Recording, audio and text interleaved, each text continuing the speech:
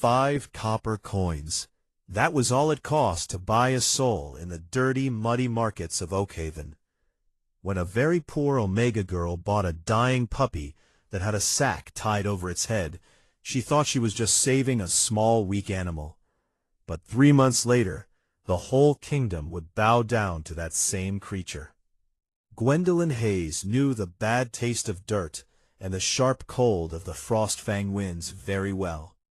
In the hard and cruel ranking of the Iron Ridge pack, an Omega was treated as less important than the dirt under the Alpha's boots. People who bothered to use her name called her Gwen. Most others just used mean words. She was the pack's cleaner, wood chopper, and the person everyone blamed when things went wrong. Her days were full of scrubbing hard stone floors, cutting thick firewood, and getting sudden hard hits from people higher than her if food was cold or a fire burned too low. Alpha Donovan, the mean leader of Iron Ridge, made sure Gwen never forgot she was at the bottom. After her parents died, they were brave fighters who died protecting the pack's borders from bad rogues. Donovan took away the small house and land that belonged to her family. He forced the orphan girl to live in a cold, rotting woodshed far away on the edge of the territory. She had to live on frozen leftover food and muddy water. Her inner wolf stayed quiet and weak because she never got enough food and was always scared. It was late November. The first hard frost had already turned the ground into a solid sheet of ice. Gwen's body was covered with purple bruises and old yellow marks. That morning, Donovan's favorite mate, Helena, had used Gwen as a footstool. But tonight, Gwen had a secret plan. Under the loose floorboards of her woodshed, she kept a small leather bag that smelled of mold. Inside were 5 old copper coins. It had taken her 4 long, hard years to collect them. She picked up dropped coins from tavern floors, traded rare winter berries to traders, and saved every small tip she got from important visitors. 5 coins were exactly enough to buy a one-way ride on the midnight cargo wagons that went south to the safe human cities. Tonight, she would finally buy her freedom. She wrapped her thin wool cloak tightly around her thin shoulders and slipped through the dark pine forest. She crossed into the neutral trading area called Briarcliff. The Blood Moon Market was busy and loud. It was a messy, wild place where fighters, rogue shifters, and dishonest humans sold illegal things. The air smelled of roasting meat, old ale, dirty bodies, and sharp fear. Gwen kept her hood low. Her heart beat fast like a trapped bird. She walked through the muddy paths, avoiding sellers who pushed stolen silver weapons and illegal potions. She only needed to find the wagon master, pay him, and disappear forever. But near the edge of the market, a sound stopped her. It was a soft cry. Not just pain, but deep sadness and hopelessness. Her inner wolf, usually quiet and scared, suddenly woke up and pushed hard at her mind. A strange, strong pull in her chest dragged her toward the darkest corner of the market. There, standing in deep mud, was a dirty trapper named Griswold. He drank from a clay jug while his heavy boot rested on the bars of a rusty iron cage. Worthless, cursed vermin, Griswold spat and kicked the cage hard. The metal rattled, and a sharp yelp came from inside. Gwen crept closer. Her breath made white clouds in the freezing air. Inside the tiny cage lay a thin, dirty mass of black fur. Its ribs stuck out with every weak breath. But the worst part was its head. A heavy, blood-soaked cloth sack had been forced over the pup's face and tied tightly around its neck with thick, twisted wire. The wire cut deep into its throat, and fresh blood dripped onto its dark fur. The pup was very small, shaking hard in the freezing mud, completely blind and struggling to breathe. "What kind of animal is that?" a passing trader asked, holding his nose. "A mistake," Griswold grunted, wiping ale from his beard. "Caught it in a silver trap near the northern ridge 3 days ago. It's a runt. It's hurt and won't eat. I'm taking it to the river to drown it when the moon rises. The fur is already ruined, so it's not even worth skinning."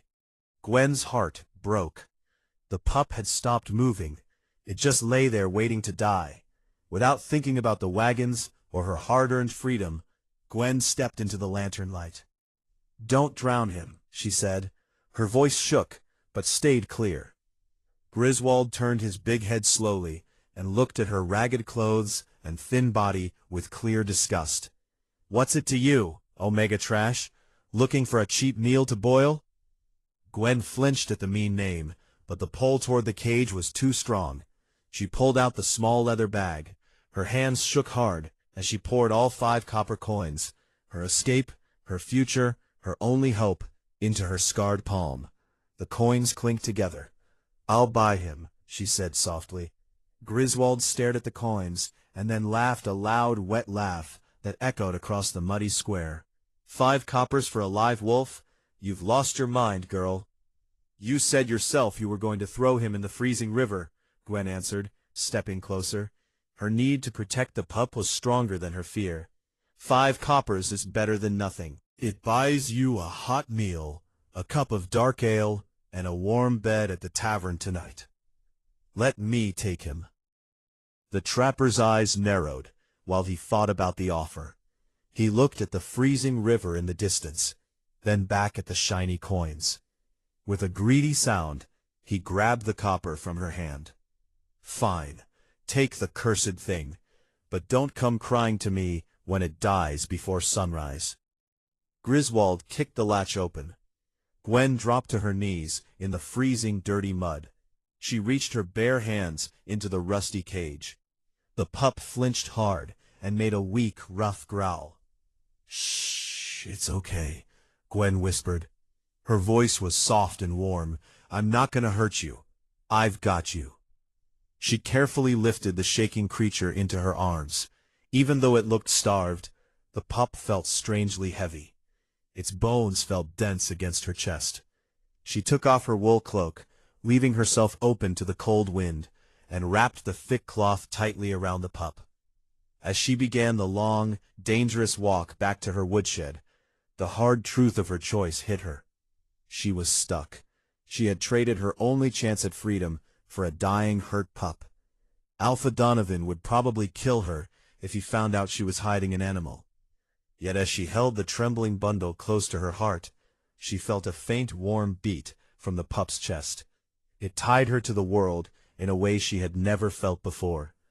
The woodshed was only a little warmer than the forest. It was a broken building of rotting pine, with big gaps that let the wind in. Gwen gently laid the wrapped pup on her thin bed, a pile of hay covered by one old blanket full of holes. She quickly lit a small candle made of animal fat. The shaky yellow flame threw long dancing shadows on the walls. Her first job was the sack. The wire had dug so deep into the pup's skin that it was partly buried. As Gwen leaned close, a sick feeling washed over her. The faint metal smell from the wire was not just iron, it was silver. Pure, strong silver, a terrible poison that hurt any shifter badly. Someone had not only trapped this pup, they had planned to torture it so the silver would stop its healing and make it die slowly and in great pain. "Hold on, little one," Gwen said softly. Tears filled her eyes. She took a rusty pair of garden scissors from her tool bucket and carefully slid the blades under the wire. When she cut the thick metal, the pup let out a sharp, painful cry and thrashed hard. Gwen sang soft lullabies and held its body still until the wire finally broke. Holding her breath, she gently pulled the heavy, blood-caked sack free. Gwen gasped and fell back onto the dirt floor. The pup's head was a terrible mix of matted fur, dried blood, and deep silver burns that still oozed. But it was not the injuries that made her freeze. It was his eyes. They opened slowly and showed irises that were not the soft blue or brown of a normal wolf pup. They were a bright, shining shade of molten gold. Even in his weak state, those golden eyes locked onto hers with a deep, old intelligence.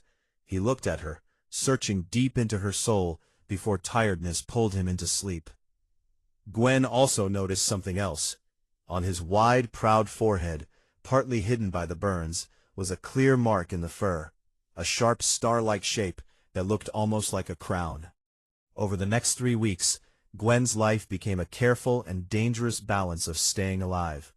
She gave almost all of her own small food to the creature she named Ash. She chewed hard bread crusts and tough meat to make them soft, then fed him by hand. She made cool pastes from crushed yarrow and winter moss and put them on his silver burns. In the second week, the scary changes began.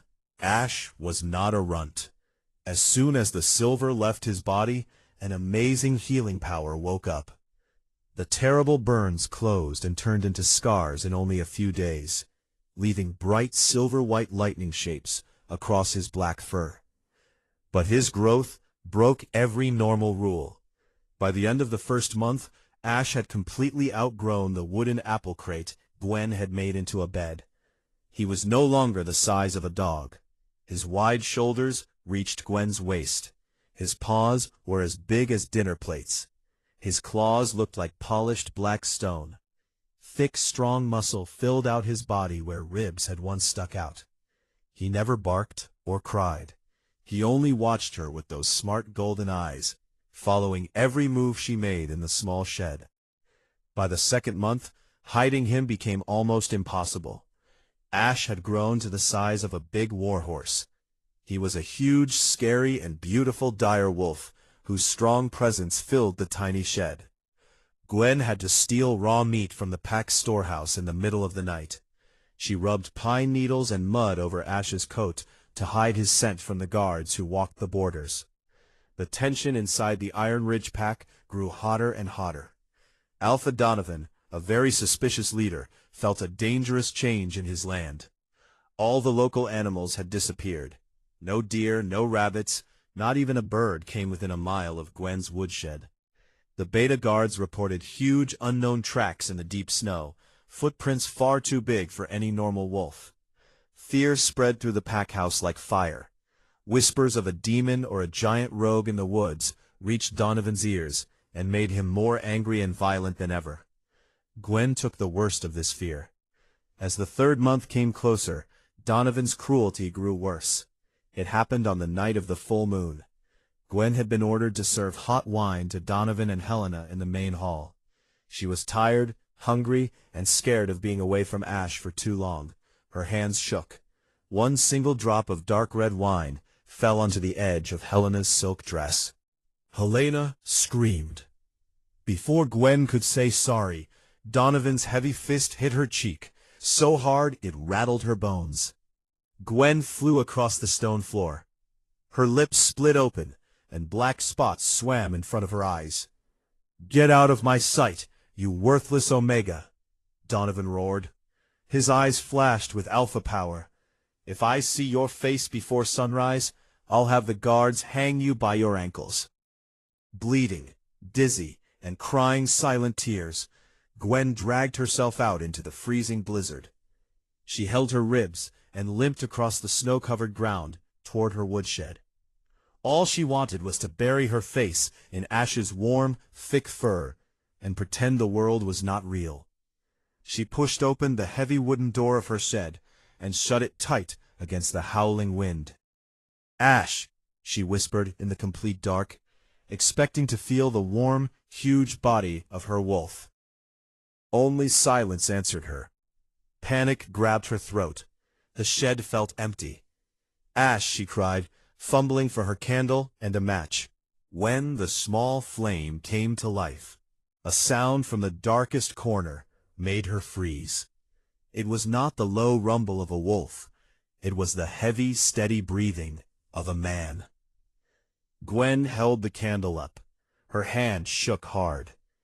In the shadows, wrapped in her old torn wool blanket, sat a huge figure. Slowly the figure stood up. Gwen had to tilt her head far back. He was a mountain of a man, more than 6.5 feet tall. His wide, strong shoulders were covered with deep silver-white scars that matched the marks on Ash's coat. His black hair was long and messy, falling over a face that looked noble, sharp-jawed, and hardened by great violence. He was beautiful and terrifying at the same time. But it was his eyes that proved the impossible truth. Molten, shining gold. "Ash," Gwen breathed, stepping back until her back hit the wooden door. The candle slipped from her numb fingers. The man moved faster than she could see, and caught the falling candle before it hit the floor. He set it gently on the shaky table. His tall body completely blocked the light. He looked down at her face. His golden eyes locked onto her split, bleeding lip and the swelling bruise on her cheek. A terrible, killing anger flashed across his noble features. The air in the tiny shed suddenly filled with a heavy alpha power, so strong it forced Gwen to her knees. This was no ordinary alpha. This was ancient, raw, pure power. He knelt in front of her. His large, rough hand gently caught a tear as it rolled down her bruised cheek.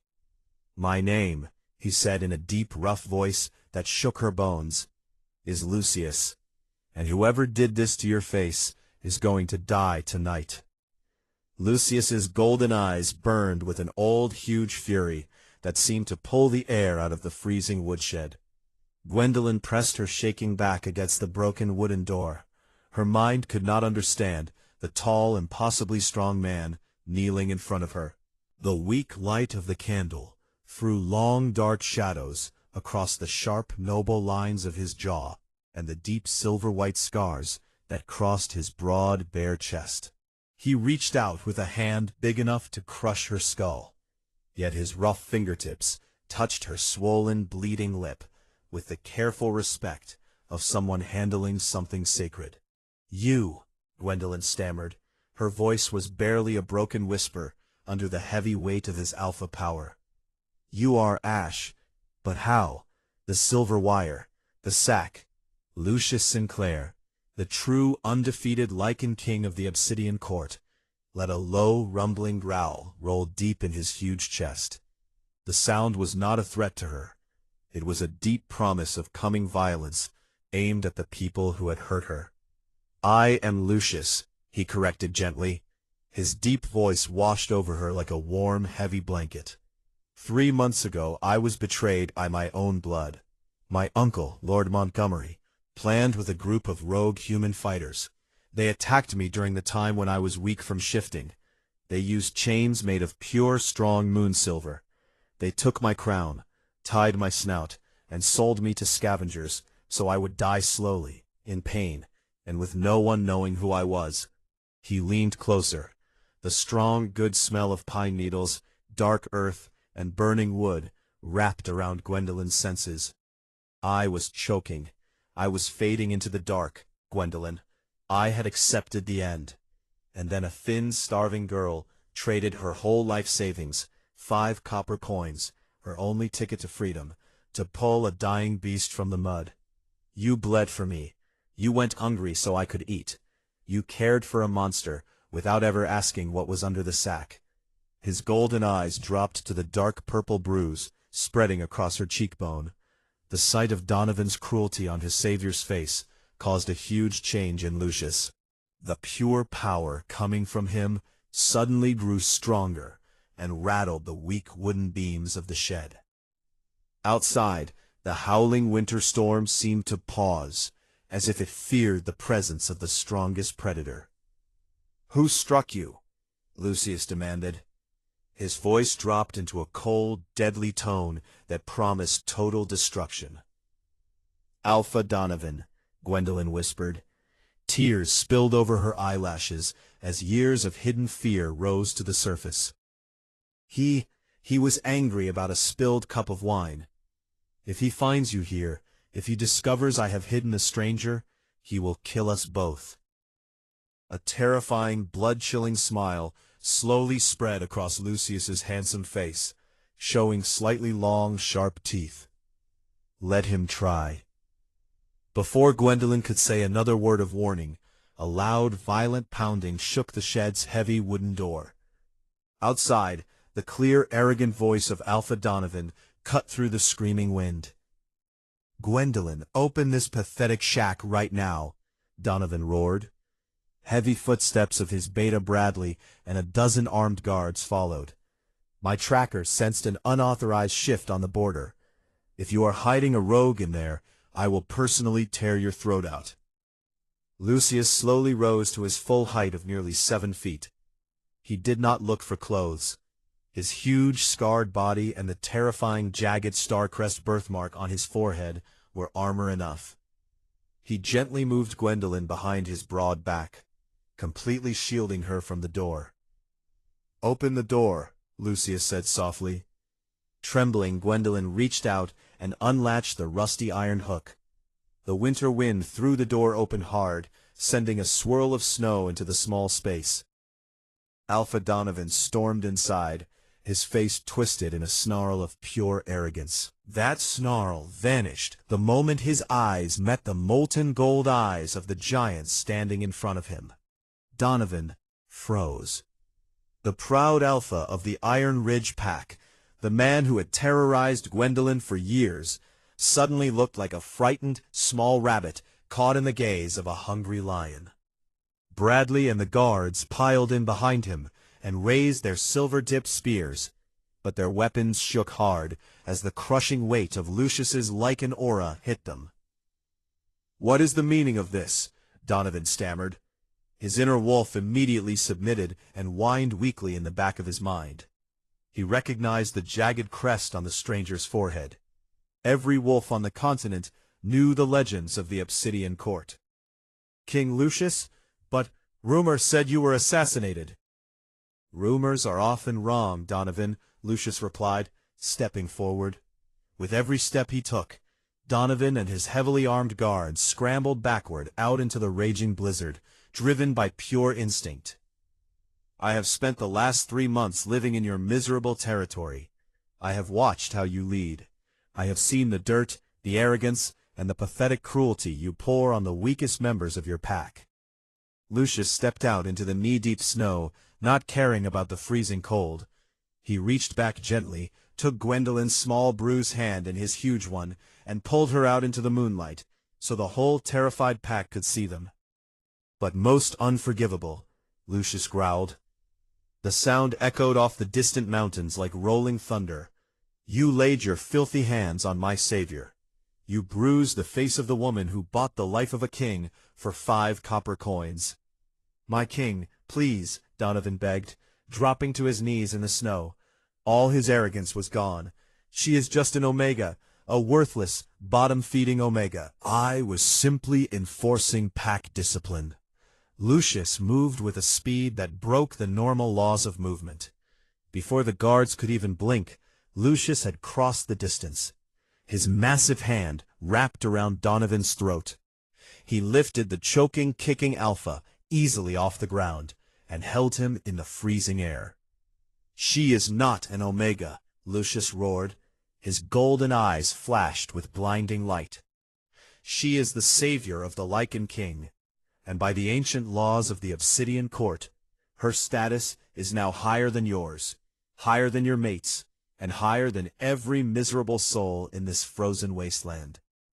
With a sickening final crunch, Lucius tightened his grip. Donovan's eyes rolled back, and his body went completely limp. Lucius tossed him aside like a piece of trash. The tyrant of Iron Ridge was dead.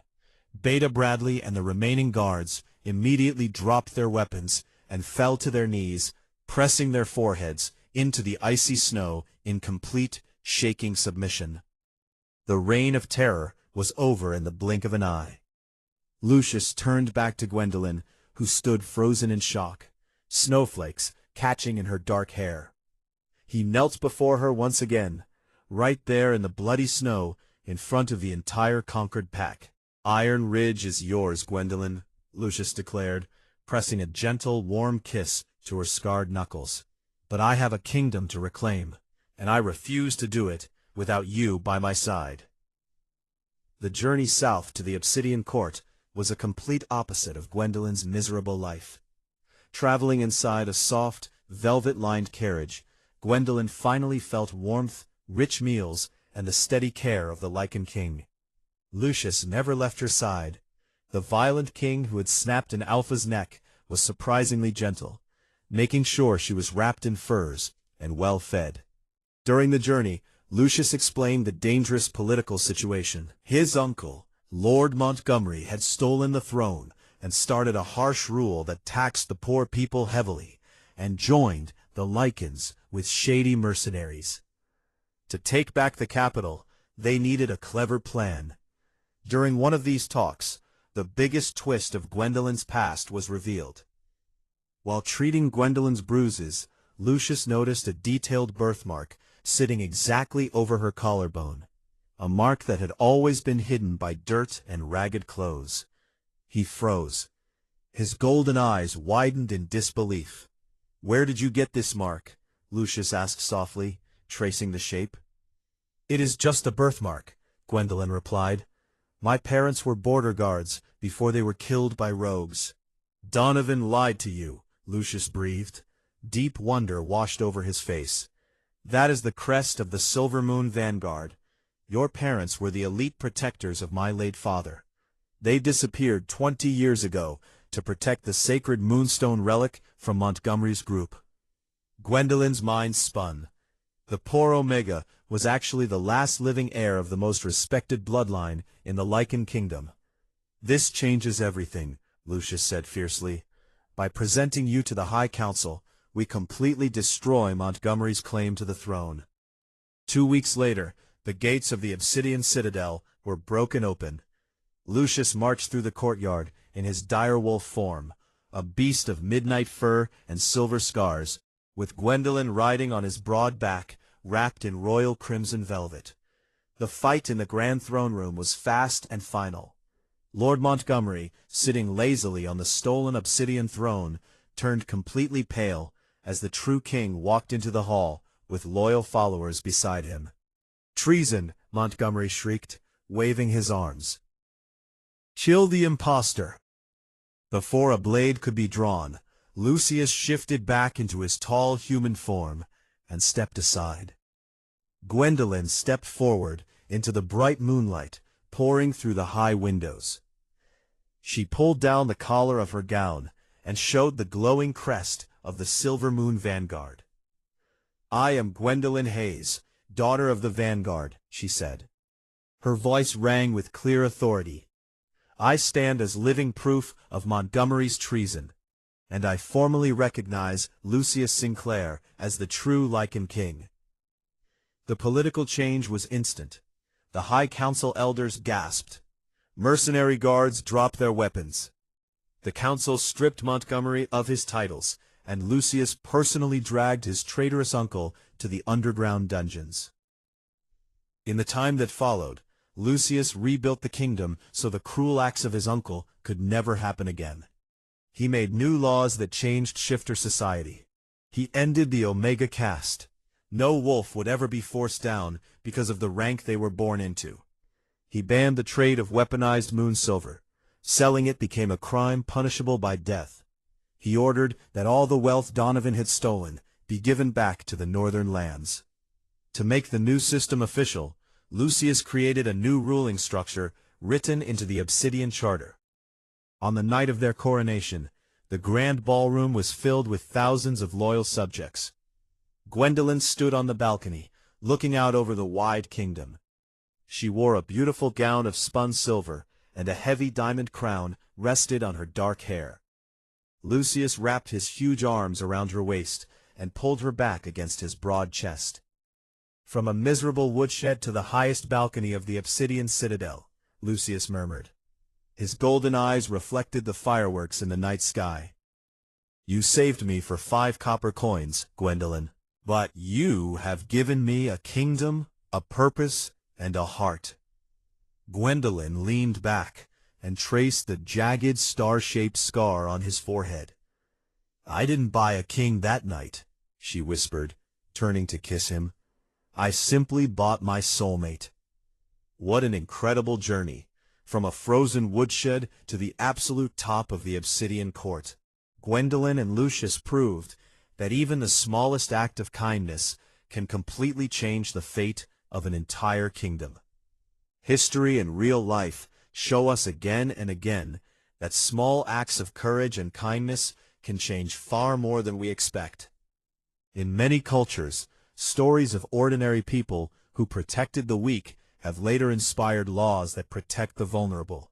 Treating every living being with basic respect, even when it costs us something, is one of the oldest and strongest lessons humans have ever learned. When we refuse to look away from suffering, we help build a world where power is used to protect, not to crush. If you enjoy this video, please give it a thumbs up, share it, and subscribe so you don't miss my next video.